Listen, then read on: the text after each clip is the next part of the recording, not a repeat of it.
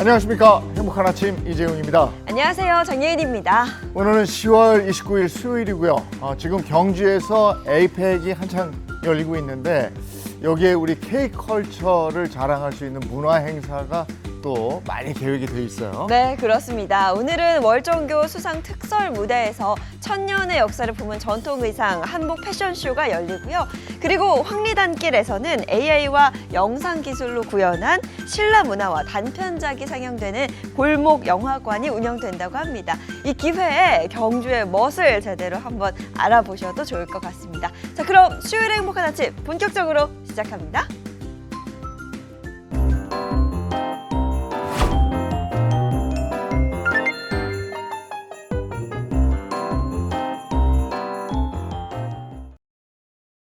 네, 수요일 아침에는 어떤 소식이 들어와 있을까요? 모닝픽부터 시작하겠습니다. 김성환 평론가와 함께하죠. 어서 오세요. 네, 안녕하세요. 네, 첫 번째 소식입니다. 어떤 겁니까? 첫 번째 모닝픽 과로사 의혹입니다. 네, 베이글 맛집으로 굉장히 유명한 곳이죠. 오픈 전부터 굉장히 긴 대기줄이 생기던 한 베이커리에서 일하던 직원이 주 80시간에 가까운 과로에 시달린 끝에 숨졌다는 의혹이 제기됐습니다. 자세히 좀 전해주시죠. 네, 지난 7월 16일이었는데요. 인천시 미추홀구의 한 아파트에서 20대 청년이 숨진 채 발견이 됐습니다. 이 아파트는 국내 유명 베이커리의 숙소로 이용되는 곳이었다고 합니다. 숨진 직원은 지난해 5월 입사해서 이곳에서 생활을 해왔다고 하는데요. 국가수 부검 결과 특별한 지병은 없는 것으로 일단 나타났습니다. 유족은 키 175cm, 체중 80kg의 건강한 체격인데 신규 지점 또 업무 준비로 극심한 부담에 시달려오면서 결국 과로사한 것 아니냐 이런 의혹을 제기하고 있습니다. 유족이 확보한 메신저와 대중교통 이용 기록을 보니까요. 사망 직전 일주일 동안 80시간 12분, 사망 전 12주 동안은 주당 60시간 21분을 근무를 했다고 하고요. 이 근로기준법에 따르면 법정 근로시간에 연장 근로까지 포함한다 하더라도 주 최대 52시간을 넘지 못하도록 하고 있거든요. 그러니까 그 시간을 훌쩍 넘기면서 근무했다. 이게 이제 과로사의 근거가 되는 겁니다. 근로복지공단이 또 규정하고 있는 과로사 기준에도 부합하는 것이기도 합니다. 더구나 사망 전날에는 오전 9시부터 15시간가량 식사도 하지 못한 채 근무한 정황도 드러났다고 합니다. 식사도 하지 못한 채 15시간이나 일을 했다. 네. 아이고, 이 성실하고 꿈 많았던 청년의 사망 소식 정말 다들 너무 안타까워하죠. 네, 맞습니다. 15시간 근무를 한다고 하는 게 쉽게 생각하시면 이러실 것 같아요. 24시간 가운데 15시간 근무한다고 하면 왔다 갔다 이동 시간, 그리고 씻는 시간 빼면 그냥 잠자야 되는 거예요. 그 정도 시간을 계속 그렇게 근무를 연속적으로 했다고 하면은 굉장히 과로에 시달렸을 것이면 틀림이 없는데요. 물론 이제 회사 측하고 서로 공방을 주고받고 있고 진실 규명을 좀 해야 될 부분이긴 한데요. 일단 유족 측은 이게 너무 지나치게 오랜 시간 동안 일을 하다가 결국 변을 당한 것이 아니냐 이제 이런 얘기를 하고 있습니다.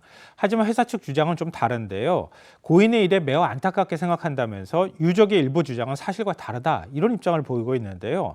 현재 모든 직원은 근로기준법에 따라서 하루 8시간 근무 기준 1시간의 휴게 시간을 주고 있고 월 8회 휴무를 실시하고 있다고 설명을 했고요. 또 주 80시간 근무라는 유족의 주장에도 도저히 납득할 수 없다 이런 얘기를 하고 있습니다. 그러니까 회사 측이 근무 시간을 파악을 했다고 하면서 밝힌 내용을 보면요. 주당 근무 시간은 44.1시간이었다고 합니다. 그러니까 유족 측이 주장하는 80시간의 한 절반 정도 수준밖에 되지 않는 거거든요. 바로 이게 이제 공방의 지점이 될 것 같습니다. 네. 그러면 결국은 노동청에서 조사를 나갈 수밖에 없는 상황이잖아요.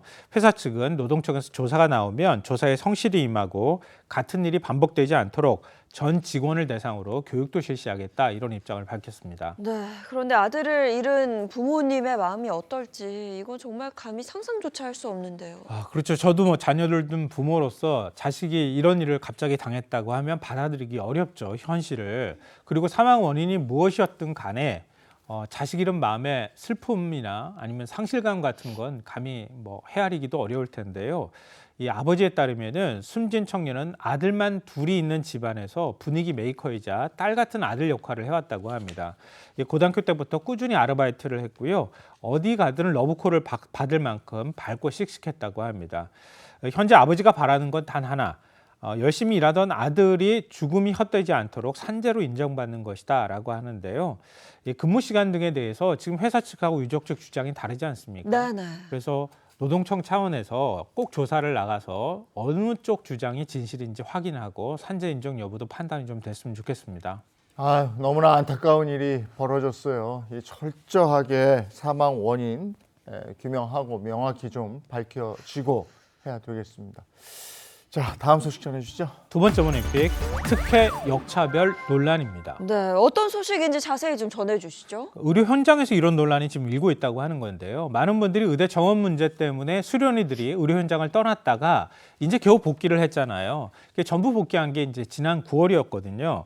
근데 정부가 내년 초에 이들의 전문의 시험과 레지던트 모집에 응시할 수 있도록 하면서 과도한 특혜가 아니냐. 뭐 이런 의혹이 제기가 되고 있는 건데요. 예를 들면 이런 거죠. 의대를 졸업하고 국가시험에 합격하면 일반의가 되잖아요. 그러면 일반의가 된 뒤에도 인턴 1년, 레지던트 한 3년에서 4년의 전공의 과정, 일반적으로 수련이라고도 하는데요. 수련의 과정을 거치면 매년 2월에 전문의 시험을 볼 수가 있고요. 이 시험에서 합격을 해야만 전문의가 될 수가 있습니다. 근데 올해 3월 복귀자의 경우에는 내년 초에 정상적으로 응시가 가능한데요. 그리고 6월 복귀자도 인턴은 수련 단축 특례가 적용이 돼서 내년 초에 레지던트로 진급을 할 수가 있고 레지던트의 경우에는 3개월가량의 추가 수련을 전제로 전문의 시험에 응시할 수 있다고 합니다. 문제는 9월에 복귀한 수련의들인데요. 9월에 복귀를 하면은 인턴이나 레지던트의 마지막 연차는 내년 8월에 수련을 마치기 때문에 원칙적으로 내년 초에 치러지는 전문의 시험이나 레지던트 모집에 응시할 수가 없다고 하는 겁니다. 근데 사직 전공이 대다수가 여기에 지금 포함이 된다는 게 문제인데요. 그런데 전문의 배출이 늦어지니까 지역 의료 현장 등에 의사가 지금 부족해지는 현상이 나타나잖아요. 이걸 우려한 정부가 선응시 후 수련 방침을 정하면서 전공의들 사이에서 갈등이 일고 있는 겁니다. 전문의 배출 공백을 줄이기 위한 조처다. 뭐 어느 정도 이해가 가긴 네. 합니다만은 그래도 조기 복귀한 전공의들 입장에서는 역차별이라는 생각이 들 수밖에 없겠어요. 아무래도 먼저 복귀한 전문의들 가운데는 조직 내에서 배신자 네. 뭐 이런 낙인이 찍히기도 하고 또 조롱을 받기도 했잖아요. 그러니까 올해 3월과 6월에 복귀한 수련의들의 경우에는 아니 우리가 그런 걸 감수해서 의료 현장에 복귀를 해서 의료 정상화에 기여까지 했는데 아니 뒤늦게 자신들이 어쩌면 주장을 위해서 복귀를 안 한 걸 가지고 그 사람들한테까지 응시 기회를 주는 건 우리들한테 역차별 아니냐 이런 얘기를 하고 있습니다. 근데 이게 한번 이런 식의 문제가 생기면 이게 갈등이 쉽게 봉합되지가 않는데요. 그렇죠. 그러니까 의료 커뮤니티에 보면 먼저 복귀한 인턴을 조롱하거나 비난하는 게시글이 현재도 다소 올라와 있고요. 혼자 먼저 복귀했다는 이유로 동료들의 부정적인 시선하고 고립을 감내하는 전공의들도 적지 않다고 합니다. 이런 상황에서 정부가 9월 복귀자에게 일종의 특혜를 주면서 의료계 내분이 커지고 있다 이런 지적이 나오고 있는 겁니다. 의료 공백을 줄이는 거 이것도 참 중요한데. 네. 이게 또 우려되는 점이 또 하나가 있어요. 네. 왜냐하면 나중에 시험에 다 합격을 했어요. 네. 합격을 하면 시험을 먼저 응시하고 합격하게 해주고 난 다음에 나머지 채우지 못한 수련 기간을 거쳐라. 이렇게 정부가 얘기하고 있는 거거든요. 네, 그렇죠. 일종의 이걸 특혜라고 얘기하는 건데요. 전문의 시험에 합격했어요. 합격하고 난 다음에 자 수련의 과정 더 거쳐. 이러면 아, 열성적으로 일하지 않을 거라는 거예요. 그것도 그 과정을 거쳐야 그 합격하는 건지 알았는데 네. 그건 합격할 수 있군요. 오. 아 그렇죠. 그리고 그걸 이제 수련하는 거예요. 그러니까 앞뒤를 뒤바꿔 준 거예요. 네. 왜냐면 의료 현장에 의료진이 부족한 상황이 오니까 뭐 임시 처방 형태라고 해야 될까요? 근데 수련을 안 하면은 환자들이 제대로 수련 받은 의사한테 진료를 못 받는 거잖아요.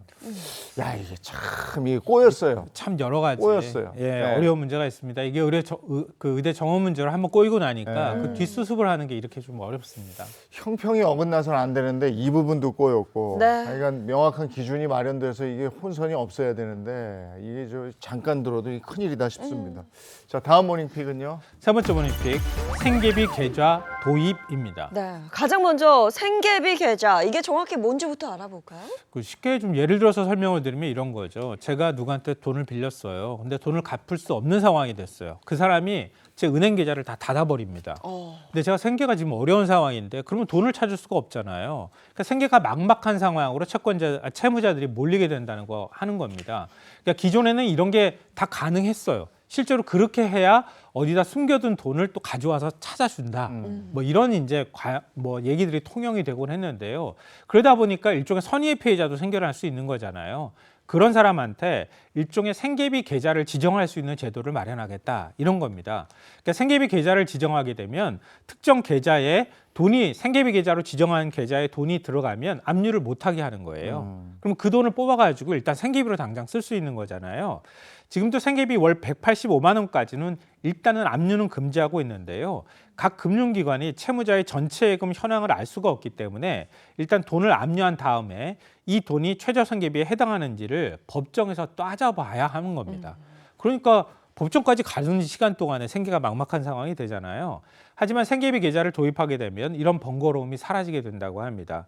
생계비 계좌에 돈을 넣어두면 한도 내에서 압류 걱정 없이 자유롭게 쓸 수가 있다고 하는 건데요. 압류 금지 생계비 한도는 기존 월 185만 원에서 사실 이거는 뭐 의미가 없을 수도 있는 건데 앞서 제가 말씀드렸던 것처럼 생계비 계좌에 250만 원까지 들어있는 것은 압류 자체가 불가능해진다고 합니다.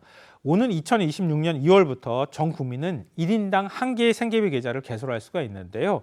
국내 은행, 국내 시중은행이나 저축은행, 상호금융, 우체국 등에서 개설이 가능하다고 합니다.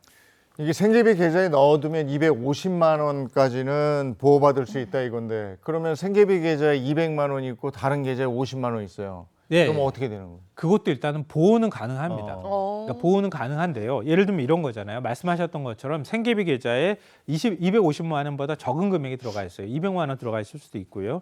일반 계좌에 나머지 금액만큼이 돈이 들어가 있다 하더라도 일단 압류로부터 보호를 받을 수 있다고 합니다. 250만 원 한도 내에서요.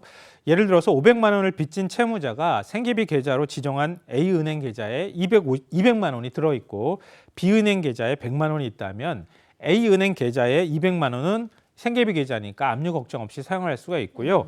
B은행 계좌에 들어있는 돈 100만 원 가운데 50만 원도 추가로 생계비로 지정을 받을 수 있다고 합니다. 이뿐만 아니라 압류할 수 있는 보장성 보험 금액도 사망 보험금은 기존 1,000만 원에서 1,500만 원으로 높아지게 되고요. 만기 해약 환급금은 150만 원에서 250만 원으로 늘어난다고 합니다. 이번 개정으로 상향되는 압류 금지 금액은 시행 후에 최초 접수된 압류 명령 신청 사건부터 적용이 된다고 합니다. 빚으로 어려움을 겪고 있지만 그래도 생계는 할 수 있도록 도와준다 네. 이런 취지의 제도네요. 맞습니다. 예, 알겠습니다. 자, 다음 모닝픽은요. 네 번째 모닝픽 온수 사용하지 마세요입니다. 아니 날이 추워지면서 온수 사용하신 분들 많을 텐데 평론가님 갑자기 온수를 사용하지 말라고 하시면 벌써 추운데요? 혹시 어제 보일러 안 트셨어요? 틀었어요. 저는 살짝 틀고 자요. 저도 살짝 틀었어요. 네. 아니 저희는 중앙난방이니까 예, 어차피 이제 나와요. 근데 저는 이렇게 양치하면서 샤워를 틀어놓고 아침에 네. 이렇게 해서 이거 다 하는데 근데 사실 온수는 요즘 여름에도 많이 사용하잖아요. 네. 샤워할 때 아, 그럼요. 약간 미온수라고 해야 되나요? 따뜻하게 만들어서 샤워하시는 분들도 있는데요. 제가 말씀드린 거는 온수 사용하지 마세요 이거는요. 그냥 샤워할 때 그 온수를 의미하는 건 아닙니다. 일반적으로 우리가 라면을 끓이거나 조리를 할 때 온수를 사용하는 경우 있잖아요. 두 분도 많이 그러잖아요. 라면 끓일 때 네. 따뜻한 물이나 뜨거운 물로 라면 끓이면은 그러면 더 빨리 맞아요. 더 빨리 익고 더 맛있게 익는다는 얘기도 하잖아요. 저희 집은 그래요. 일부러 아, 뜨거운 물로 끓여요. 시간을 좀 아. 단축하기 위해서. 근데 보일러 수도꼭지에서 나오는 그 온수로 조리할 때 물을 사용하지 마라. 이런 뜻입니다. 제가 말씀드리는 거는. 왜냐하면 그러니까 이렇게 하면은 국물 요리나 이런 것들이 빨리 조리된다고 해서 그냥 일반적으로 보일러를 돌아 나오는 온수를 그냥 바로 조리에 사용하는 경우가 있는데요. 그런데 세계보건기구 WHO하고 미국 환경보호청에서 수돗물을 마시거나 요리에 사용할 때 반드시 냉수를 사용하라 이렇게 권고를 했습니다. 그러니까 온수를 사용하는 습관이 자칫 건강을 해칠 수 있다 이렇게 경고를 했다고 볼 수 있는데요. 왜 그렇게 하느냐? 일단 수돗물 온수와 냉수는 흘러나오는 경로가 다르잖아요. 이건 많이 아실 겁니다. 그냥 바로 냉수는 그냥 직결되잖아요. 그러니까 바깥에 외부에 있는 수도가 나고 직결돼서 그냥 집안에서 바로 그냥 냉수가 나오도록 돼 있거든요. 근데 온수의 경우는 어떻게 되나요? 온수는 바깥에서 들어와서 계량기를 거쳐서 우리 집으로 들어오는 수도관에서 보일러를 한 바퀴 돌아서 그렇죠. 온수가 만들어지는 경로가 거예요. 다르네. 예, 경로가 다른 겁니다. 그래서 집에서 온수 터지시는 분들, 온수관 터지시는 분들이 굉장히 많은데요. 일단 배관 안에 그렇다 보니까 오래 고여 있거나 보일러 탱커에 머물던 물이 흘러나오는 것이기 때문에 거기에 고여 있는 물 안에 들어있는 구리나 납, 니켈, 철, 아연 같은 중금속에 쉽게 오염될 수 있다고 하는 겁니다. 특히 물의 온도가 올라갈수록 납 같은 물질이 더 잘 녹아나오고 낡은 배관일수록 그 위험은 더 커질 수가 있는데요. 실제로 지난 2022년 서울 마포구의 한 아파트에서는 온수에서 페놀이 검출이 돼서 페놀이 기준치를 초과하는 사례도 발생하기도 했습니다. 이 중금속은 끓여도 사라지지 않는다면서요. 아, 그럼요. 이건 뭐 제가 상식적으로 다 모든 분들이 알고 계실 거예요. 온수적 중금속은 일반 세균하고 다르기 때문에 팔팔 끓여도 사라지지 않습니다. 이 말은 수돗물 온수로 라면을 끓이거나 국물 요리를 하면 중금속을 그대로 섭취하게 될 수 있다는 뜻인데요. 중금속은 한 번 체내에 축적이 되면 배출되지 않기 때문에 우리 신경계나 간, 신장, 혈액 등의 손상을 일으킬 수가 있고요. 특히 성장기 어린이하고 임산부에게는 더 큰 해로움을 줄 수가 있습니다. 그러니까 수돗물을 안전하게 섭취를 하려면 음식을 조리할 땐 가급적이면 냉수를 사용하시는 게 좋고요. 만약에 불가피하게 온수를 사용한다. 그럼 어떻게 하면 좋을까요? 그거 어떻게 해야 고여 있는 될까요? 물을 빼면 되잖아요. 고여 있는 그래요? 물을 뺀다. 그러니까 네. 앞에 걸 빼네. 그렇죠, 그렇죠. 그러니까 보일러에 고여 있었다고 생각되는 물을 온수를 틀어놓고 한 10초에서 30초 정도 빼주는 거예요. 아. 그렇게 하고 그 다음에 온수를 떠서 아. 사용하시면 되는 거니까요. 그래도 굳이라는 생각이 들긴 하는데. 가급적이면 안 사용하시는 게 그렇죠, 좋고 네. 꼭 사용하신다고 하면은 그런 방식을 쓰는 것도 괜찮을 것 같습니다. 근데 그건 바로 해결되네. 온수 처음에 틀어놨다고 온수가 바로 안 나와요. 네. 그래서 그걸 이렇게 해놓거든. 아, 그러니까 그러네요. 뜨거워지면 이제 됐다. 그렇게 하면 되겠네. 제가 왜 이 소식을 전해드렸죠? 네, 김성환 평론가와 함께했습니다. 고맙습니다. 네. 고맙습니다. 네, 온수 이야기 나오는 거 보니까 정말 날이 추워졌다는 걸 저희가 알 수 있는데요. 오늘 날씨는 어떨지 궁금합니다. 문단영 기상캐스터 나와주세요. 네, 내일은 겨울 추위는 오늘 아침까지입니다. 한낮부터는 기온이 올라서 이맘때 기온을 회복하는데요. 다만 낮과 밤의 기온차가 크게 벌어져 건강관리 유의하셔야겠습니다. 오늘 아침까지는 전국 대부분 춥겠습니다. 강원 일부 지역에서는 영하권으로 출발했는데요. 전국 내륙에 서리가 내리거나 얼음이 얼 수 있겠습니다. 낮부터는 기온이 크게 오릅니다. 낮과 밤의 기온차도 15도 안팎까지 크게 벌어져 환절기 감기 걸리지 않도록 유의하셔야겠는데요.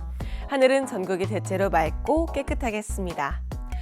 자세한 한낮 기온 보시면 서울과 대전, 광주와 대구가 18도까지 오릅니다. 이맘때 서울의 기온은 16.8도로 평년을 웃돌겠습니다. 내일까지는 큰 일교차에 유의하셔야겠는데요. 서울이 아침 8도로 시작해 18도까지 오르겠고요. 대전은 5도에서 출발해 19도로 훌쩍 뜹니다. 들쭉날쭉 널뛰는 기온을 염두에 두셔야겠습니다. 모레 금요일에는 전국이 대체로 흐리고 중부는 빗방울이 떨어지겠고요. 토요일에는 중부와 호남, 제주에 비가 지나고 이후 주말은 맑겠습니다. 지금까지 날씨 전해드렸습니다.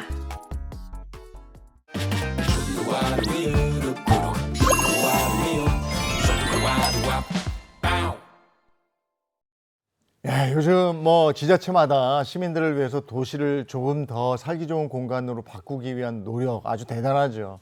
근데 광명은 이 시민들의 손길이 더해져서 이 노력이 더욱더 특별하다고 합니다. 네, 그렇습니다. 시민이 직접 가꾸는 정원부터 마음을 편안하게 해주는 치유의 정원까지 제가 직접 다녀왔는데요. 영상 함께 보시죠. 수많은 길이 모이고 발길이 오가는 도시. 서울로 향하는 교통의 관문으로 늘 분주했던 광명. 이곳이 이제는 조금씩 달라지고 있습니다. 비어있던 공간에 꽃과 나무가 심어지고 생활 속 공터는 정원으로 바뀌며 도시는 새로운 이야기를 만들어가고 있는데요. 그 변화를 품은 광명으로 지금 떠나봅니다. 안녕하세요. 아나운서 장예인입니다. 저는 지금 광명의 한 복지관에 나와 있는데요. 오늘 이곳에 아주 특별한 공간이 마련되어 있다고 합니다. 저와 함께 가보시죠. 복지관 옆으로 들어가 봤는데요. 오, 아, 이곳이 인생정원이라고 하는데요. 왜 인생이 붙은지 궁금해요? 입구에 들어서자마자 푸릇푸릇한 식물이 반겨주는 아담한 정원이 펼쳐집니다. 인생정원 과연 어떤 곳일까요? 안녕하세요. 안녕하세요. 네, 저는 하안노인종합복지관 인생정원 담당자 이준태 사회복지사라고 합니다. 반갑습니다. 반갑습니다. 근데 저 아까부터 궁금했어요. 그 인생정원 왜 그렇게 부르는 거죠? 원래 이 공간이 복지관 별관으로 사용되던 공간이었는데요. 2년 전에 어르신들의 치매를 예방하고 건강 증진을 도모하는 다감각 인지건강 친화 공간으로 재탄생했습니다. 인생정원은 광명시가 어르신들의 우울감 해소와 치매 예방을 돕기 위해 조성한 공간인데요. 자연의 힘을 통해 마음을 돌보고 인지 건강을 살피는 치유의 장으로 운영되고 있다네요. 예쁘게 꾸며진 정원을 지나 실내로 들어가 보니 어르신들이 식물을 활용한 교육을 받고 있었는데요. 지금 교육 중이셨는데 네, 어떤 교육을 하시는 거예요? 치유 정원사 양성 교육을 하고 있어요. 여기 인생정원에서는 치유를 위한 어르신들이 많이 방문을 하고 있거든요. 이 치유 정원사에 대한 교육을 들어서 나중에 이 분들이 사회 환원 활동을 할 수 있게 제가 교육을 하고 있는 거예요. 안녕하세요. 반갑습니다. 네, 안녕하세요. 네. 치유 정원사에 지원한 계기가 먼저 궁금한데요. 네, 평소에 자연과 숲 그리고 식물을 좋아하고 정원을 가꾸면서 마음의 안정 또는 평화 이런 치유의 경험을 했습니다. 이것은 나만 알 것이 아니라 다른 사람과 함께 어우러지면 더 좋겠다라는 그런 마음을 가졌고 이 사람들과 함께 어우러지면서 마음의 정원 또는 시민 속의 정원 그게 함께 가고 있다는 것이 광명시의 사람으로서 큰 자산이고 기쁨이라고 말하고 싶습니다. 인생정원, 식물과 교감하기에 정말 좋아 보이죠? 앞으로는 더 많은 분들이 자연의 위로를 경험할 수 있도록 다양한 치유 프로그램이 마련될 예정이라네요. 저희 인생정원은 방금 보신 것처럼 치유정원사도 있지만 인생정원 해살과 정원놀이사, 노인 일자리처럼 다양한 참여자들이 함께하고 있거든요. 그래서 이 공간을 매개로 어르신들의 정서적 안정과 치매 예방을 위해서 사회환원 프로그램이라든지 식물병원 운영처럼 다양한 프로그램을 진행할 계획입니다. 광명은 시민들이 자연을 쉽게 접할 수 있도록 도심 곳곳에 정원을 조성하고 있습니다. 와, 너무 예쁘다. 이렇게 관리를 하시는 거구나. 안녕하세요. 네, 안녕하세요. 이곳에 오면 시민이 직접 가꾼 정원을 볼 수 있다고 하던데 맞나요? 네, 잘 찾아오셨습니다. 지금 현재 안양천 일부에 저희가 9개 포켓 정원을 만들었고요. 오늘은 이 시민정원사 분들하고 같이 정원 관리를 하고 있습니다. 광명은 이미 22년부터 시민정원사를 양성해 왔는데요. 시민정원사는 도시의 정원을 함께 만들고 가꾸며 주민이 직접 정원을 가꾸는 문화를 만드는 데 큰 역할을 하고 있다고 합니다. 안녕하세요. 네, 안녕하세요. 이렇게 네. 직접 다 관리를 하시는 거예요? 예, 저희가 식재도 해놨고요. 가을 되면 죽은 것도 있어가지고 손질 좀 하고 있어요. 네. 아유, 너무 예쁩니다. 감사합니다. 네. 이렇게 시민정원사로 선정이 돼서 네. 활동하시는 소감이 궁금해요. 예전에는 그냥 저희 구 아파트에서는 제가 아파트 화단을 직접 정리를 하고 뭐 삽목도 하고 수국도 많이 심었는데 여기 와서 이렇게 할 수 있는 게 너무 감사하고 되게 행복하고 자부심이 드는 것 같아요. 몸은 힘들지 모르지만 마음이 너무 행복하거든요. 지금 이렇게 보시면 이 꽃들이 되게 예쁘잖아요. 너무 예뻐요. 이거를 진짜. 관리하는데 지역 주민들이 예쁘다, 수고하십니다 막 이런 말 하시면 더 기운이 나요. 그래서 더 잘해야 되겠다, 네. 더 예쁘게 해야 되겠다. 그래서 지금 그러고 열심히 활동하고 있습니다. 너무 뿌듯하시죠? 네. 광명에서는 시민 정원사들의 더욱 활발한 활동을 위해 앞으로 정원 입양제, 자율정원 운영권 등 다양한 제도를 운영할 예정이라네요. 시민들의 손길에서 만들어내는 변화. 이번엔 그 중심이 되는 정원을 소개해준다는 분을 만나러 왔는데요. 장아나운서 안녕하세요. 안녕하세요. 네, 안녕하세요. 선생님, 반갑습니다. 네, 반갑습니다. 네. 광명정원을 소개해줄 분 박승원 시장님입니다. 시장님, 제가 오늘 치유정원도 다녀오고 시민정원도 다녀왔는데요. 광명시가 이렇게 정원 문화를 추진하게 된 계기가 있을까요? 시민들께서 정원을 굉장히 좋아하셔요. 그리고 실제로 정원이 저는 최고의 공간복지라고 생각을 하거든요. 정원에 나와서 꽃과 나무도 보고 그 안에서 공연도 하고 사람들과 대화도 할 수 있는 아름다운 공동체가 살아있는 공간복지 도시, 최고의 정원 도시를 만들어 가겠다라는 생각을 하게 된 거고요. 또 하나는 우리가 지금 기후 위기 시대에 살고 있잖아요. 네. 벌과 나비가 이 도시에 함께 살 수 있는 그런 사회를 만들어 가는 것이 기후위기에 대응하는 최고의 전략이라고 생각을 하고 이 정원 도시를 가꾸는 일을 하고 있습니다. 너무 좋은데요. 네. 그리고 안양천이라는 곳이 네. 단순한 뭐 하천 산책길을 넘어서서 이런 정원문의 상징과도 같은 곳이 됐다고 하던데요. 네. 안양천은 의왕시에서 출발해서 한강까지 약 32km가 걸립니다. 수도권의 최고의 남북을 잇는 하천입니다. 근데 여기에 시민들이 굉장히 많이 나와서 활동을 하고 있고 최고의 생활 문화 공간으로 이용을 하고 계세요. 이 안양천을 8개 지방정부가 사실 경쟁하듯이 안양천을 잘 가꾸는 노력을 하고 있는데 보수 공사해가면서 시민들이 걷고 뛰고 또 자전거를 즐길 수 있는 그런 이제 어떤 스포츠 생활 건강의 최적의 장소로 이렇게 발전하고 있습니다. 그리고 시장님 얼마 전에는 정원 문화축제가 또 성황리에 마무리가 됐다면서요. 예, 정원문화 축제도 하고 정원문화 도시 선포식도 하고 했습니다. 그때 많은 시민들이 참여해서 가족 단위로 포켓 정원을 하나씩 분양을 해드렸어요. 그래서 거기에서 가족들이 나와서 나무도 심고 꽃도 심고 그랬는데 둘러보셨는지 모르겠지만 너무 예뻐요. 내년에도 새로 여기 이제 분양을 좀 하려고 하거든요. 그 네. 공간을 좀 조성하고 있는데 경쟁률이 매우 뜨겁습니다. 직접 가족들이 와서 가꾸다 보니까 정원을 예쁘게 만들어지고 있고 시민정원사 교육을 받으신 분들이 시민정원사 협동조합을 만들었어요. 그래서 그분들이 이제 자원봉사도 하시고 실제 이 정원을 관리하는 그런 역할도 하고 계십니다. 그리고 거기에 벌과 나비가 오기 시작했습니다. 예, 안양천에.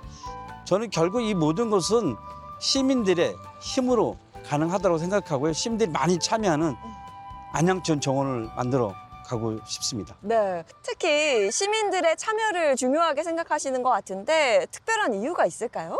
모든 행정에 시민들이 참여하는 것은 첫 번째 기본 원칙이고요. 그리고 특히 이제 이 정원은 시민들이 하나하나 정원을 만들고 참여하는 과정으로 가야 이 정원 도시를 만들어가는 것이 성공할 수 있다 이렇게 생각하고 시민 참여를 적극적으로 이렇게 요청드리고 있고 시민들이 굉장히 많이 참여하고 계세요. 그럼 시장님 네. 최종적으로 네. 광명시가 그리는 이 정원 도시의 계획은 어떤지도 궁금합니다. 네, 광명시를 정원 도시를 만들기 위한 5개년 계획도 우리가 다 만들었어요. 이 안양천을 지방 정원으로 만들고 그 지방 정원 조성이 끝나고 나면 국가 정원으로 우리가 신청을 할 수가 있어요. 그러니까 최종적으로는 안양천을 국가 정원으로 만들어 가기 위한 일들을 하고 있고요. 그다음에 광명시가 4개의 산이 있어요. 도덕산, 구름산, 가악산, 서독산인데 이 4개의 산을 정원으로 관리하고 가꾸고 하는 이런 계획도 좀 갖고 있습니다. 그리고 마을마다 소규모 공원을 조성해서 정말 누구든지 시민들이 즐길 수 있는 그런 정원 도시를 만들어가는 것이 저희 꿈이고요. 거기에 더불어서 이곳에서 환경 교육도 하고 또 공연도 하는 그런 아름다운 삶이 펼쳐지는 그런 정원 문화 도시를 만들고 싶은 것이 저희의 미래 비전입니다. 네. 무엇보다 시민들이 함께 가꾸고 네. 만들어 나간다는 데 네. 큰 의미가 있는 것 네. 같습니다. 앞으로 더 멋진 모습으로 변화할 광명시의 네. 정원 도시 기대하겠습니다. 네. 시장님 오늘 고맙습니다. 감사합니다. 시민의 손길로 피어난 도심 속 정원, 그 안에서 자라나는 광명의 내일이 더욱 기대됩니다.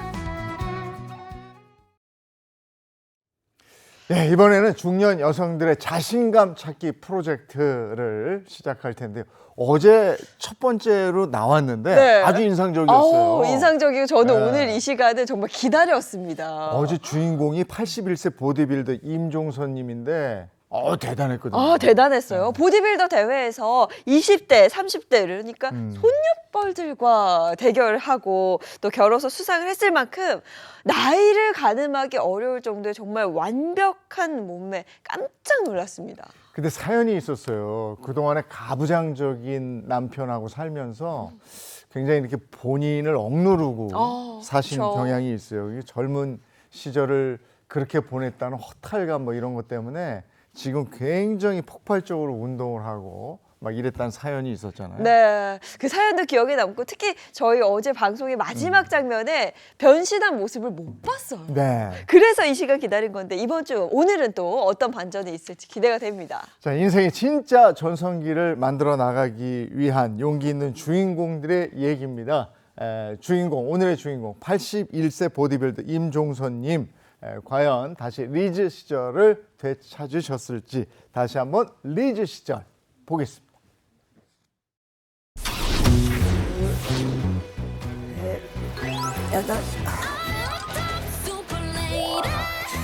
올해 44년생이니까 81. 근육이 감소해서 그래서 협착이 와가지고 그래서 이 운동을 시작한 거예요.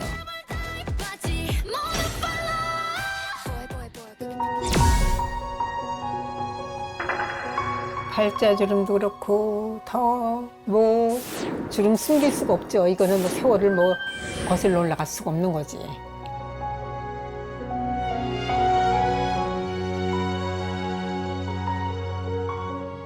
남편이 좀 가부장적이 돼가지고 아주 자기 말에만 다 따라야 돼. 온 가족이 명령이야, 명령.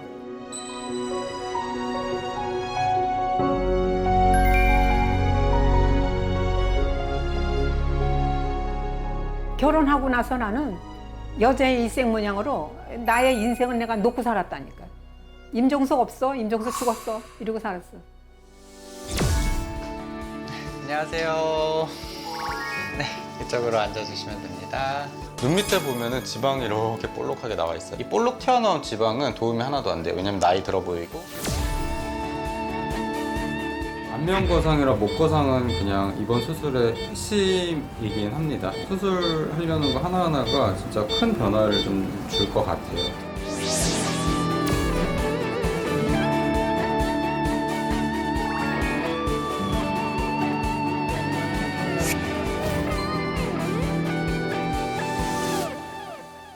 우리 임종선님 나와주세요. 나와주세요.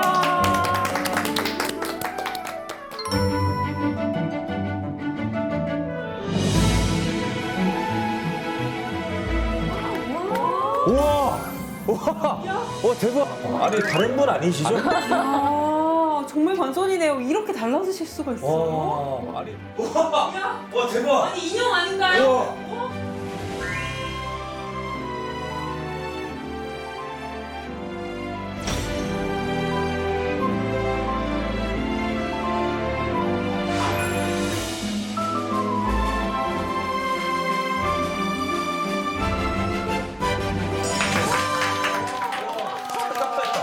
아니 일단 뭐 등장해서도 놀랬는데 아니 따님이 나오신 거 아니죠? 아니에요.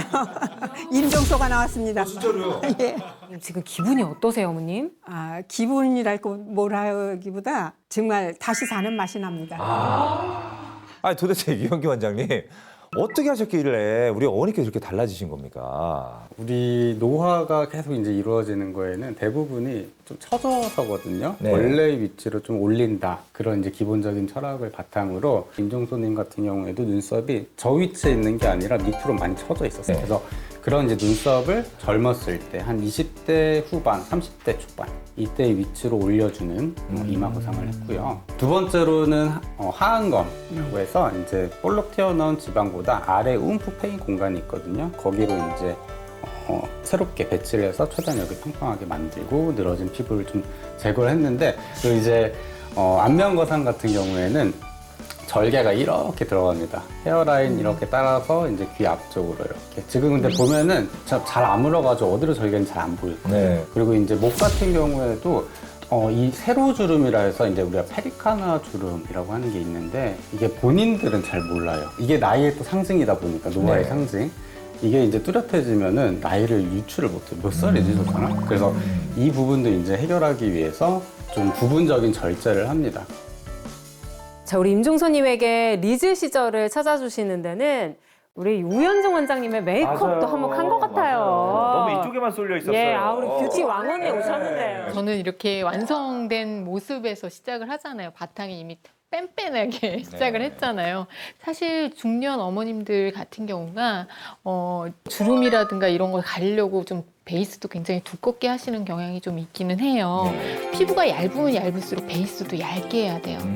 그리고 여기서 또 포인트는 이제 눈썹인데 약간 애쉬 브라운으로 조금 아치 느낌을 냈어요.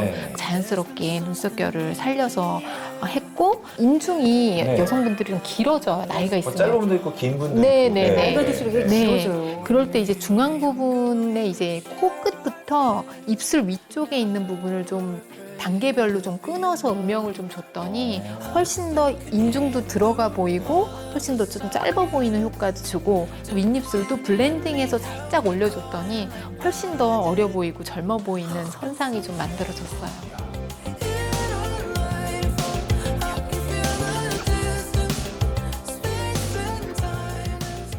많이 이렇게 해주셨잖아요. 예, 예. 어때요? 좀 이렇게 거울 보였을 때 메이크업. 너무 좋죠. 너무 좋으세요? 너무 좋고 내가는 너무 배운 게 많아요. 귀에 쏙쏙 들어가더라고요. 좀 주변의 반응이 좀 어떠신가요? 내가 운동을 한 20일 만에 나갔거든요. 이제 하고선 그랬더니 막 깜짝 놀라더라고. 다시 새롭고 아침에 일어나면 활력이 다시 넘치는 것 같아요. 예. 자꾸 이렇게 거울 보게 되지 않나요? 컨디션이 너무 업되는 거예요. 너무 좋아요. 아 오늘은 뭐 해야지 이런 스케줄도 더 생각이 나고. 하루에 거울 몇 번 보세요? 그 숫자를 어떻게 세워요? 그리고 저는 나이 때문에 못한다는 걸 못 생각해 봤어요. 뭐 하면 하는 거지. 될 수 있다 이런 생각을 했는데 솔직히 얼굴만큼은 안 되더라고 내가 해봐도. 나 솔직히 일주일에 2번씩 팩하고 막 이렇게 관리를 해도 피부는 괜찮다고 보는데 주름은 안 돼. 그래서 아 이거는 어쩔 수가 없구나. 솔직히 포기 상태에 들어갔는데 또 이렇게 우연한 기회가 생겼잖아요. 약간 생활신조도 좀 생기지 않으셨어요? 예? 생활신조. 아 생활신조요? 네. 다시 더 적극적으로 살아서 이거 이뻐진 만큼 더 오래 살아야 되잖아요. 제2의 또 전성기를 찾으셨어요. 그러니까요. 리즈 시절 사줬습니다. 저희가 나오시기 전에 사연 영상을 미리 봤거든요. 근데 보면서 저는 좀 마음이 너무 아프기도 했습니다. 네. 또 옛날 저희 어머님들 이야기인 것도 같고 또 많은 희생을 하면서 살아오신 것 같더라고요. 맞아요. 그 운전도 못 배웠어요 저는. 여자가 그걸 왜 해? 이러는 거예요. 그러니까 그 말에 또 반항을 하면 안 되거든. 그냥 존중하고 임종서 죽었다 하고 살았어요. 남편과 자식 뒷수발하고 오직 그것만 하면 되겠다 그러고 살았어요. 근데 지금 보니까 그게 아닌 거야.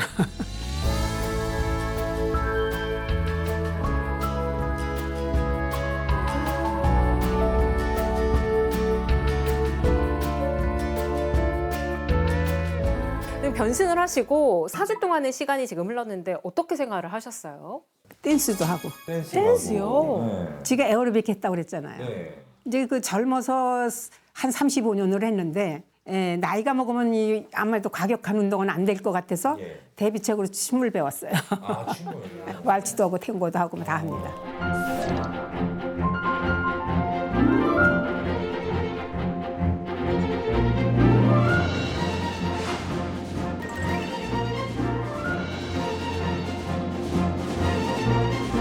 자신감이 엄청 이렇게 뿜뿜뿜 이렇게 나오시잖아요. 네. 친구분들 만났을 때 또 얼마나 또 이게 자신감이 또 이렇게 막 대단하죠.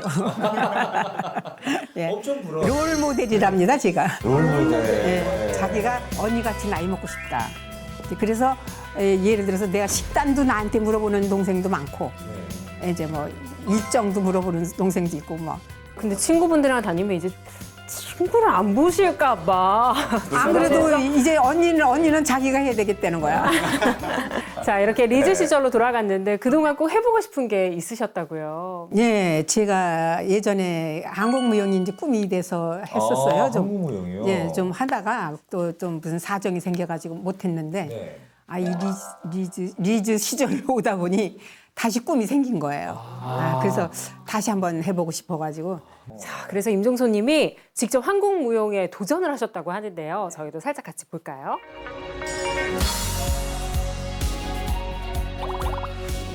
지금 일단 걸음걸이도 좀 자신감이 나고 얼굴에 웃음이 많아지셨어요. 네.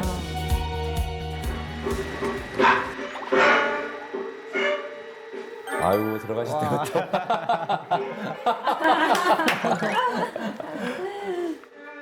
아이고. 모르는 사람이 오랜만이세요. 모르는 사람이 왔는데요. 아이, 너무 오랜만에 와서 정말 아니 반갑다. 누가 80 넘게 봐요. 이제 한갑 제대로나 볼 것 같아요. 완전 다른 사람이에요. 예, 그래요? 처녀가 왔어요. 오. 그 살풀이 춤 중에 그 가슴앓이 하는 장면이 있어요. 그게 너무 그건 아주 가슴이 뭉클하는 그런 기분이 들더라고. 내가 거기서 그 매력을 느꼈어. 사실 처음엔 정말 많이 망설였고 그때도 해서 했는데 젊은 사람들하고는 좀 자존감도 떨어지고 내가 포기를 했지 하다가. 근데 이제 지금 항상 그 꿈이 남아 있었어요. 그래서 제가 한 번 더 도전해보고 싶지 않나.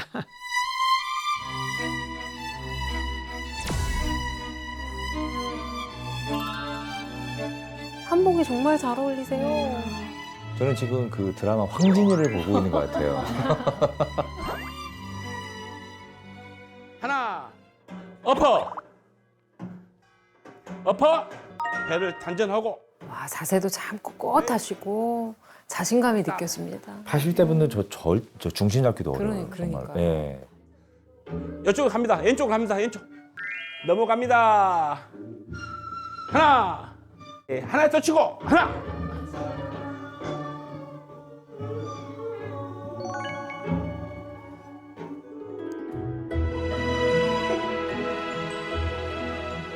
아, 나 지금 너무 지금 행복하지. 예전으로 돌아간 기분이야. 교수님한테 그때 우리 수업 받을 때 그 기분이야. 아니, 그러니까 이뻐졌으니까 이뻐진 만큼 전문 애들한테 안 늦춰야 될 거 아니에요.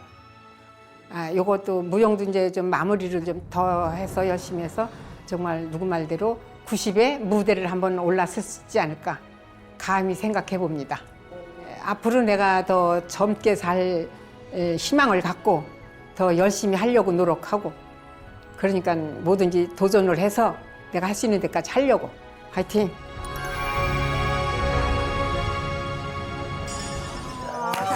정말 저희도 응원합니다. 어머니 화이팅 하셨어요. 화이팅. 네.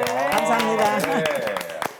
사실 이제 제 나이에도 뭔가 새로운 분야에 도전한다는 게 쉽지가 않은데 정말 대단하신 것 같아요.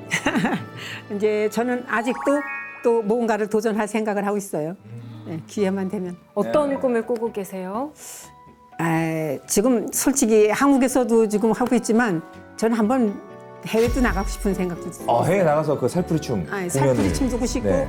보디빌더도 한번 하고 싶어요. 연장자로서. 멋지시다. 자, 우리 임종소 우리 어머니께서 4주간의 노력으로 이렇게 리즈 시절을 되찾으셨잖아요. 좀 소감이 좀 어떠십니까? 지금 제가 솔직히 외모 때문에 그 주름이라고 그래야 되나? 그런 것들 모든 것을 좀 포기해야 되나 하는 그런 시점까지 갔었는데 이렇게 좋은 또 기회가 있어서 또 유영기 원장님께서 또 이렇게 좋은 몸을 주셔가지고 다시 한번 뭔가를 도전해야 된다는 자부심이 생깁니다.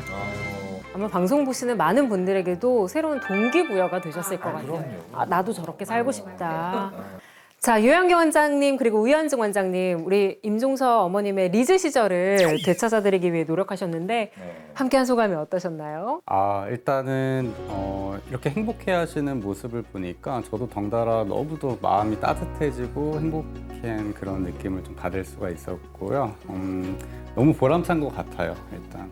저는 제가 볼 땐 저도 똑같은 이렇게 나이가 들어가면 또 어머님 같이 또 이런 마음이 들지 않을까라는 생각이 드는데 운동하는 거 보고 저 정말 너무 감동을 받았어요. 네, 근데 또 도전을 한다는 얘기를 듣고 또 한 번 또 감동을 받지 않았나라는 생각이 들어요. 근데 오늘 또 이렇게 제가 메이크업을 해드리면서 또 같이 함께 그 긍정의 이미지, 긍정의 마음 이런 걸 같이 함께 하다 보니까 저도 매우 기분 좋은 하루를 보냈던 것 같습니다.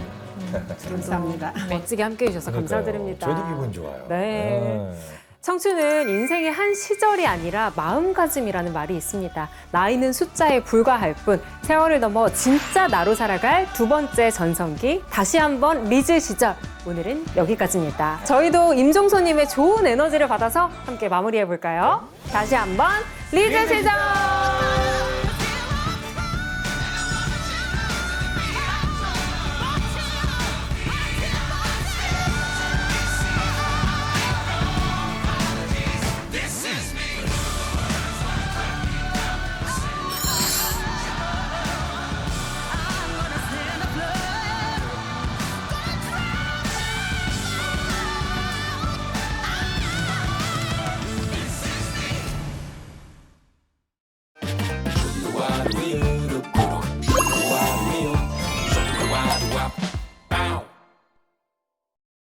네, 행복한 아침 함께하고 계신 지금 시각이 8시 15분을 넘어섰습니다. 이번에는 영화 얘기 좀 하겠습니다. 박스 오피스 시간입니다. 네, 먼저 극장가를 뜨겁게 달구고 있는 박스오피스 순위부터 만나보시죠.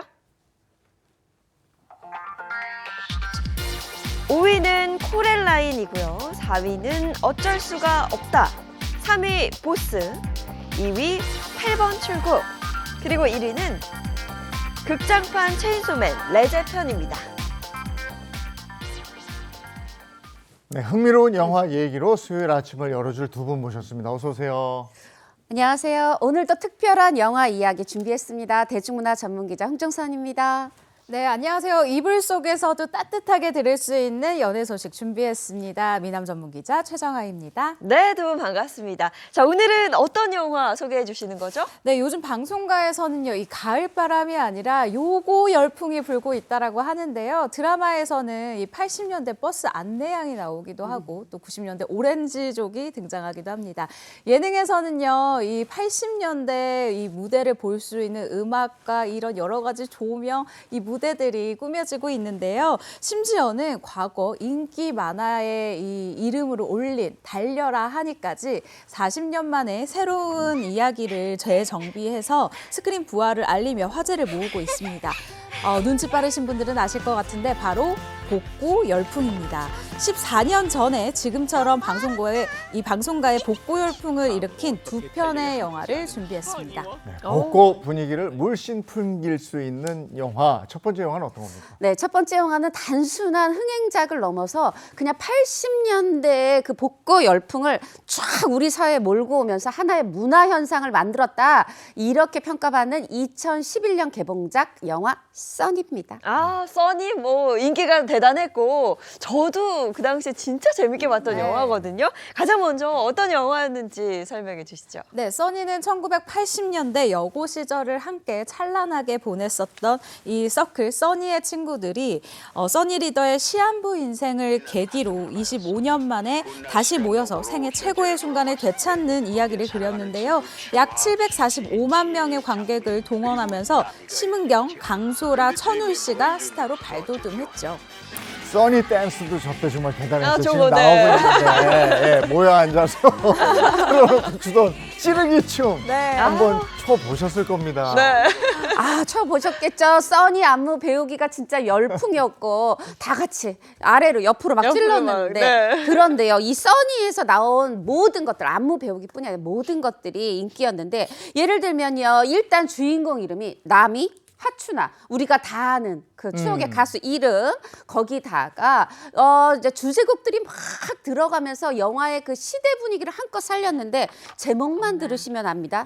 빙글빙글 노래를 못해요. 보이네 이거 둘 다 남희 씨 노래였죠. 알죠, 네. 그리고 꿈에 이 조덕배 씨 노래 들어갔었고 뿐만 아니라 엽서로 그 라디오에다가 사연 보내고 또 당시 유행했던 브랜드 패션들 조다 땡 청바지 나이 땡 운동화 아주 뭐 화려하게 완벽하게 시대를 재현했었죠. 네, 이거 영화 개봉했을 당시 생각해 보면 이 영화 보고 나서 찌르러 가시는 분들 많았어요. 옛날 추억하면서. 네. 자, 그럼 써니에 이어서 복고 열풍을 불러일으켰던 영화 또 어떤 영화 있을까요? 네, 이번에 준비한 영화 역시 80년대 우리 이 시대상을 제대로 표현한 영화입니다.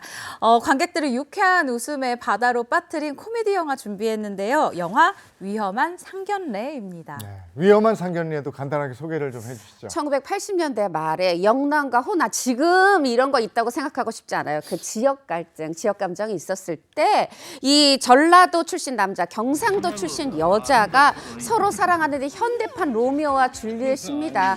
집안이 왼수인데 거기다 전라도 이 막 경상도 또 달라 이러면서 요걸 가지고 근데 심각하게 아니라 코미디로 풀었는데 그 시대 몰라도요. 10대, 20대 분들도 어머 너무 신선한 재미야 하면서 많은 분들이 사랑하셨죠. 네, 이 위험한 상견례는 소재가 소재이니만큼 당시에 그 지역 갈등을 보여주는 장면도 꽤 많았습니다. 네, 그렇습니다. 예를 들면요. 이 부산 지역의 구멍가게에서 부산을 연고지로 둔 프로야구팀의 모기업 이 롯땡의 껌은 팝니다. 그런데 이 전라도를 연고지로 한 이 프로야구팀의 모기업 해땡 껌은 이 부산에서 팔지 않는 거예요. 거예요.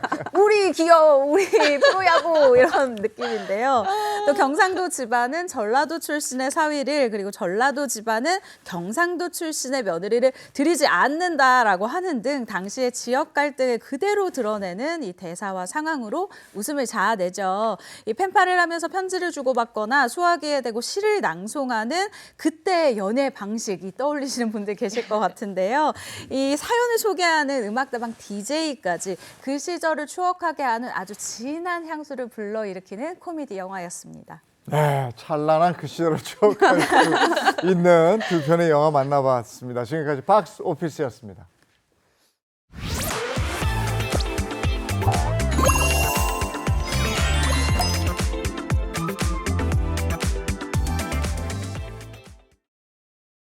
이번엔 연예계 소식 전해드리겠습니다. 연예계 이슈 시간입니다. 네, 연예계 이슈 이분 꼭 함께 해야죠. 빠질 수 없는 분입니다. 은영 씨 어서 오세요. 네, 안녕하세요. 365일 연예계 소식에만 반응하는 연예계 덕후 박은영입니다.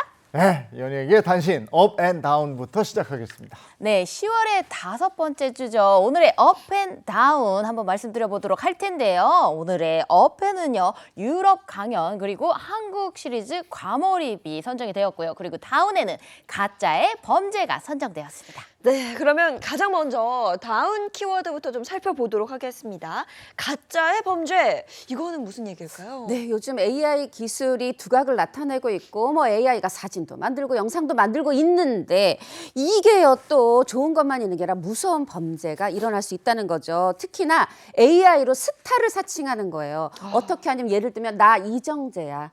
이러면서 AI가 이정재 씨를 사칭해서 이 로맨스 스캠이라고 하죠. 그 일당이 SNS를 통해서 50대 여성한테 저 이정재입니다. 처음에는 이렇게 이제 접근한 뒤에 가짜 사진도 보내, 가짜 신분증, 운전면허증도 보내, 이렇게 신뢰를 쌓은 다음에 여보 나 이정재야, 막 여보 이런 표현을 써요. 그러다가 친해지면 경영진이 딱 나타나서 1대1 팬미팅 가능하십니다. 그런데 돈 입금하세요. 이러면서 만나게 해줄 듯 하면서 무려 6개월 동안 무려 5억 원을 결제한 겁니다. 이 로맨스 스캠 일당 경찰이 추적 중입니다. 아니 이정재 씨도 참 당황스러웠겠어요. 네, 그렇습니다. 지난 22일이죠. 이정재 씨의 소속사 역시 이 같은 상황에 빠르게 대응을 하는데요. 공식 입장을 발표합니다. SNS 계정을 통해서요. 당사는 물론 아티스트 개개인도 어떤 경우를 불문하고 금품, 계좌이체, 후원 등의 경제적 요구를 하지 않는다. 해당 내용으로 연락을 받을 경우 즉시 응하지 마시고 사기 피해가 발생하지 않도록 각별한 주의를 부탁한다라고 당부하고요. 팬들의 안전을 위해서라도 이번 사건 강력하게 대응할 것임을 분명히 했습니다. 네, 그리고 이정재 씨뿐만 아니라요. 가짜로 인해서 한 사건의 주인공이 된 또 다른 스타가 있었습니다. 맞습니다. 배우 이희경 씨인데요. 이 사건의 발단은 지난 20일 이 SNS상에 온라인상에 올라온 하나의 글에 의해서 시작이 됐어요. 배우 이희경 씨 찐모습 노출합니다. 이러면서 딱 뭔가 사진과 대화 글을 올렸는데 이 사진이 뭐냐면 SNS 이제에서 대화창에서 대화를 나눴던 걸 화면 갈무리를 해서 캡처를 해서 올렸는데 세상에 이 안에 들어있는 내용이 음담 패설은 너무 선정적이고 욕설은 또 너무 수위가 높아. 너무 많은 분들이 놀랐어요. 이 게시물이 근데 빠르게 확 확산하자 이희경 씨 소속사에서 아닙니다. 허위사실 유포 및 악성 루머로 인한 피해 법적 조사 중입니다. 그리고 피해 규모 다 산정해서 모든 조치할 것입니다. 이렇게 알렸어요. 그러자 처음에 이 여성 제보자 본인이 독일인이라고 알렸었죠. 이렇게 물러나는 게 아니라 아닙니다 하면서 다시 SNS 무슨 다이렉트 메시지에 들어가는 접속 영상까지 막 올렸어요. 와, 이거 일이 길어지나 했는데 돌연 갑자기 22일에 처음 사건 발생으로부터 불과 이틀 뒤에 처음에 장난으로 시작한 글이었는데 그렇게 많이 관심을 받을 줄 몰랐습니다. 정작 글을 쓰고 또 AI로 사진을 만들다 보니까 이게 정말 사실로 생각하게 된 것 같아요 하면서 모든 게 본인의 자작극이었다. 이렇게 또 얘기를 했어요. 그러나 이미 이희경 씨의 이미지는 나락으로 간 뒤였습니다. 근데 이게 AI 기술이 점점 정교해지다 보니까 이런 일이 또 생길 것도 같거든요. 그 연예계에서는 우려하던 일이 언젠가는 터지겠다라고 우려하던 일이 결국은 터졌다라는 반응인데요. AI 기술이 변화하는 너무 빠르게 변화하는 이 기술 속도를 봤을 때 한 번은 일어날 수 있었다라고 이야기를 하고 있습니다. 앞으로는 이 AI 기술을 통해서요, 이 얼굴이 알려진 스타를 이용한 사기와 루머가 더더욱 많이 발전된 모습으로 사실 이번에 이희경 씨도 너무 억울한 루머인데 이건 역시도 우리가 아무도 이런 식으로 사기를 칠 거라고는 우리가 생각을 하지도 못했었잖아요. 정말 이런 긴장감이 높은 만큼 제2의 이희경, 이정재 씨 사례가 나와서는 안 되겠다. 이 보시는 분들 역시 처음에 이상한 게 터진다 그러면 의심을 먼저 해보시는 것. 나한테 스타가 말을 건다 의심을 먼저 해보시는 걸 권합니다. 네, 안전망 구축을 위한 뭐 법적 규제나 제도적인 방안도 앞으로는 꼭 필요할 것 같습니다. 자, 이번에는 기분 좋은 업 키워드를 좀 살펴보도록 하겠습니다. 유럽 강연, 이거 어떤 소식이죠? 최근 K문학의 우수성을 지금 세계에 널리 알리고 있는 배우 차인표 씨 얘긴데요. 예전 말고 요번에만 유럽 2개국에서 강단에 섰습니다. 지난 21일, 23일 이틀 간격으로 강연이 이루어졌는데 제가 나라별로 설명을 드려볼게요. 먼저 슬로베니아의 수도에 위치한 류블리아냐 대학교에서 소설 언젠가 우리가 같은 별을 바라본다면 요거를 가지고 우리 역사 문제, 위안부 문제로 젊은이들이랑 학생들이랑 소통을 했고요. 이틀 뒤에는 이스탄불 대학교, 그 이름 자체도 이스탄불 대학교죠. 또 여기서는 최근작입니다. 인어 사냥을 주제로 해서 환경 파괴, 인성의 본성, 인간의 본성, 요걸로 학생들과 소통을 했다는 소식입니다. 아, 차인표 씨 정말 대단해요. 환수원 문학상에서 신진 작가상을 수상한 아주 걸출한 작가이기도 한데 현지 반응은 어땠습니까? 네, 슬로베니아와 트르키에서 열린 각 강연에서는요, 약 100여 명 정도의 굉장히 많은 이 신청자들이 이 수업을 들었다라고 하는데요. 두 학교에서의 강의 모두 학생들의 이 열의 그리고 집중도가 정말 높아졌다라고 합니다. 학생들은요, 세상을 바라보는 관점을 바꿔준 강연이었다. 인간의 욕망에 대한 통찰이 깊었다라고 진지한 반응을 보이고 있고요. 실제로 이 이스탄불 대학은요, 내년에 또 특강을 와주세요라고 요청을 하기도 했습니다. 오는 11월에는 튀르키예어로 번역본으로 이 차인표 씨의 소설이 발간이 된다고 하니까요. 작가로서 K문학을 이렇게 퍼뜨린 차인표 씨가 새삼 더 대단해 보이네요. 네. 또 다른 업 키워드인데 요즘 한국 시리즈 대단하잖아요. 난리 났죠. 한국 시리즈 과몰입 현상. 예. 이게 현상까지 갔어요. 맞습니다. 지난 26일입니다. 2025 이 프로야구 마지막을 장식하는 한국 시리즈가 드디어 개막을 했는데요. 트윈스와 이글스의 경기에 정말 많은 관심이 쏠린 만큼 두 개 구단을 응원하는 스타들의 응원 역시 정말 열기가 뜨거웠습니다. 특히 서울 잠실구장에서 열린 1차전 경기 중에 관중석에서 익숙한 얼굴이 나왔는데 누구냐? 동방신기의 최강창민 씨.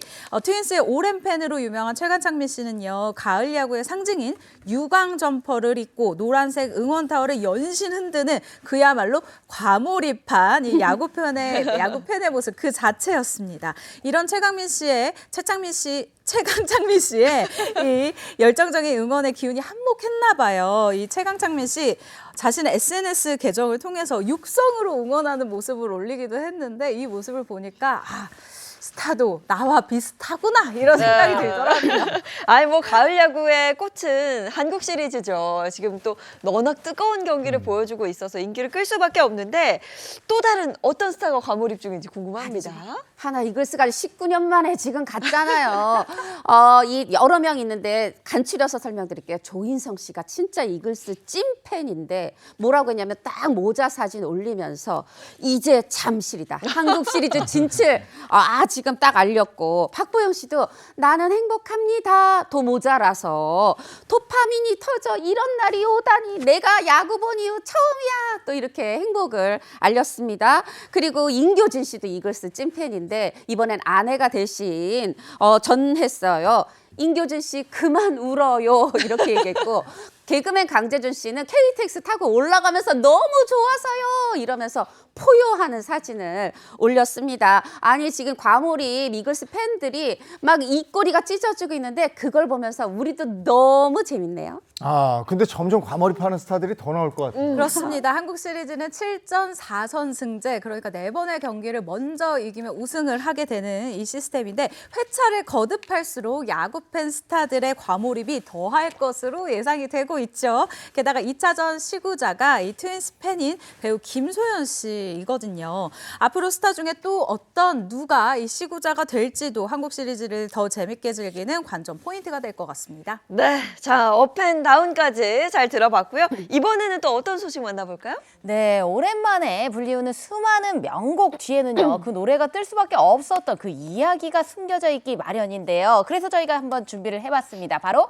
명곡의 탄생인데요. 아, 매년 특정 시기마다 특별한 이유 없이 그 노래가 인기를 끄는 그런 노래가 있는데요. 그럴 때 든든한 저작권료가 들어와가지고 그런 곡을 연금송이라고 불리우거든요. 그래서 이 계절, 지금 10월이 이틀밖에 안 남은 시점에 10월을 그냥 보낼 수가 없는 그런 노래가 한 곡이 있습니다. 바로 여러분들 머릿속에 떠오른 그 곡 정답입니다. 바로 이용 씨의 잊혀진 계절입니다.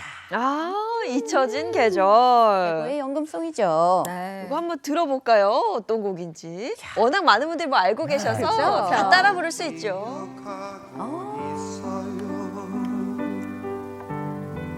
10월의 마지막 밤을 다가오죠. 10월의 마지막 밤. 뜻 모를 이야기만 남긴 채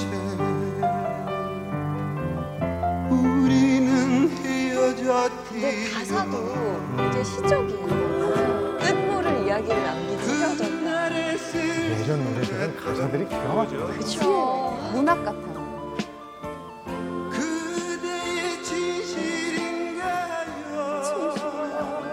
근데 지금 들어도 너무 좋잖아요. 그렇죠. 너무 좋죠. 네, 다 그리고 따라 부를 수 있고. 이 계절 10월의 마지막 날 즈음에 아. 저 노래를 들으면 정말 너무너무 좋은데 이 노래가 뭐 비하인드 스토리가 있다면서요? 맞습니다. 이 잊혀진 계절의 숨겨진 이야기를 들으시면요, 여러분들 이 노래가 더욱더 가슴에 와닿으실 건데요. 잊혀진 계절의 숨겨진 탄생배야 지금부터 하나하나 파헤쳐 보도록 하겠습니다. 네, 보겠습니다. 숨겨진 비화 뭘까요? 바로 노래의 주인이 바뀌었다입니다. 그러면 원래 잊혀진 계절이 이용 씨의 노래가 아니라는 거예요?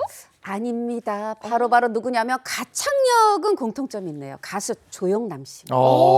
그래요? 조영남 씨가 이 노래 근데 어떻게 이용 씨가 부르게 됐어요? 사실 이제 잊혀진 계절이 1982년에 나왔는데 요때 조영남 씨는 스타 중에 스타. 이용 씨는 바로 1년 전 국풍 81에서 금상 받은 1등상 받은 신인 중에 신인. 그 사실은요. 이제 이용 씨가요. 스튜디오에서 조영남 씨랑 같은 스튜디오였는데 이 레이블 음악사에서 이 피아노에 맞춰서 조영남 씨가 잊혀진 계절 녹음하는 것도 봤었다는 겁니다. 그런데 이제 1집 앨범 딱 하려고 이용 씨가 막 하는데 기획사 사장이 요거 한 곡 좀 더 넣어봐 이랬는데 이게 잊혀진 계절인 거죠. 그거 조영남 선배님이 부르던 건데 알고 보니까 기획사랑 조영남 씨의 계약이 무산이 되면서 이 노래가 정말 우연히도 행운이 넘치게 이용 씨에게 왔다. 네. 조영남 씨의 버전도 굉장히 궁금한데요? 아, 예. 그래서 제가 준비한 게 있습니다. 1988년도에 조영남 씨가 이 조영남 히트곡 전집이라는 앨범에 이 노래를 수록했는데요. 함께 들어보시죠. I still remember that last day we had. 좋네. What did we say that made you sad? 약간 다르네요. 엘비스 프레슬리 풍. I can't remember 그죠? what we 근데 said. 확실히 좋은 노래는 지금 들어도 너무 세련되고 맞아요. 좋아요. I 세련됐어요. only know you've gone away. Love can change. 막 이 목소리에 녹을 것 같지 않아요? 아니 그러면 이거를 영어 버전은 조영남이 부르고 그렇죠. 한국어 버전은 이용 씨가 부르고 이렇게 하면 되지 않나 싶기도 한데 아니 근데 이게 10월만 되면 여기저기서 들리니까 조영남 씨 입장에서는 좀 아쉬움이 있겠어요. 그렇죠. 이게 1년도 발매되자마자 1년도 안 돼서 대박치고 이용 씨한테 그냥 꽉 스타 돈 막 조영남 씨를 딱 이용 씨가 이 방송국 복도에서 만났대요. 그랬더니 조영남 씨가 이러더랍니다. 야, 잘 나가지. 그거 원래 내 노래인 거 아냐 이마? 그걸로 돈 많이 벌었냐? 막 이러셨고 그 뒤에도 해마다 10월만 되면 아까워 죽겠네. 아우, 아까워. 이러신다네요. 자, 잊혀진 계절에 얽힌 탄생 비화. 이게 다가 아니죠. 또 있다면서요? 맞습니다. 이 명곡의 탄생에서 숨겨진 두 번째 이야기가 있는데요. 그것이 바로 우리가 지금 계속 10월에 듣고 있잖아요. 이 가사에 10월의 마지막 밤에 이 가사가요. 글쎄 9월의 마지막 밤에였다고 합니다. 10월이 아니고 9월에 부를 뻔했다 이거 아니에요? 그렇습니다. 여기에도 숨겨진 비하인드 스토리가 있었는데요. 이 노래를 작사한 박건희 작사가의 이야기예요. 비 내리는 9월의 마지막 밤에 연인과 헤어진 신경을 곡으로 이렇게 정말 이렇게 막 명작을 만들어냈습니다. 그런데 원래 가사 역시 당연히 제목처럼 이 9월의 마지막 밤이 됐다라는 거예요. 그런데 이 노래가 이용 씨 앨범에 들어가게 되면서 앨범 발매일자가 자꾸 늦춰지는 거죠. 시일성을 맞춰야 된다. 그럼 가사를 10월의 마지막 밤으로 바꾸자. 이렇게 급하게 바꿨다고 하는데 근데 우리가 이 노래를 들어보면서 드는 생각이 깊어진 가을밤에 어울리는 노래잖아요. 저는 개인적으로 9월도 좋지만 10월이 더 잘 어울리지 그럼요. 않나. 느낌이 10월이 더 나요. 맞습니다. 네. 이렇게 바뀐 세 번째 비하인드 스토리 공개를 할 텐데요. 글쎄 이 노래가 바로요. 세계 기네스북에 등재된 노래라는 사실입니다. 여기서 깜짝 퀴즈. 무슨 이유로 등재가 되었을까요? 많이 재생된 뭐 이런 거 아닐까 싶은데. 역시 정답에 많이 들렸다. 가까워요. 맞습니다. 바로 단일 국가에서요. 하루에 방송된 횟수가 가장 많은 노래로 기네스북에 오른 건데요. 그러니까 10월의 마지막 밤이 될 때에 몇 번이나 방송에서 나왔냐. 137번입니다.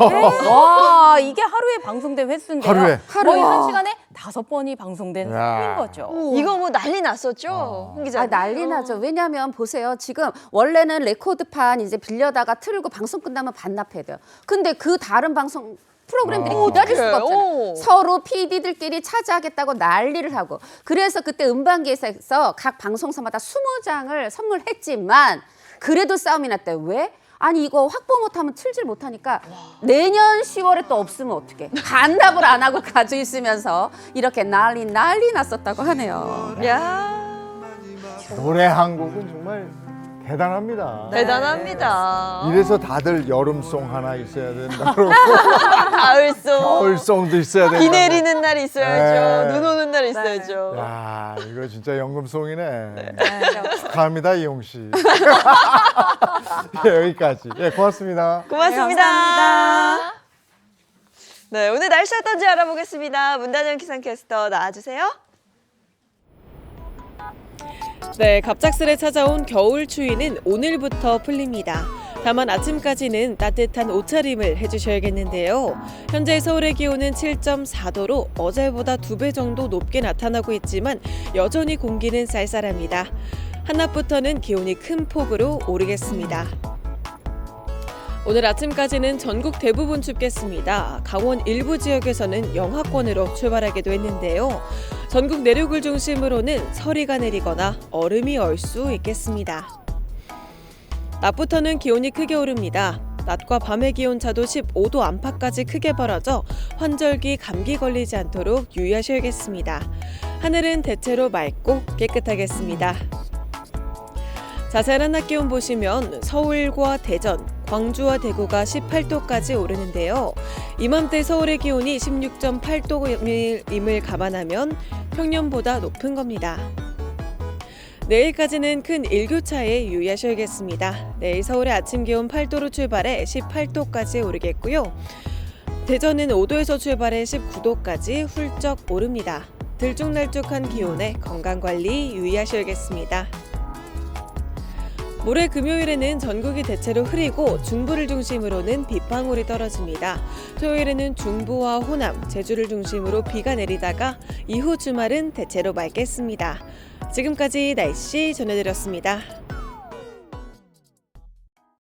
가을에서 겨울로 훅 넘어가면서 가을을 못 즐기나 했어요. 네, 그래도 오늘은 낮 기온이 좀 올라서 어제보다는 그래도 나아진다고 하는데요.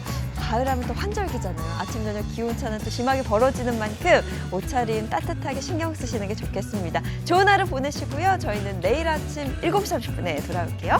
행복한 아침, 행복한 하루 되십시오. 고맙습니다. 고맙습니다.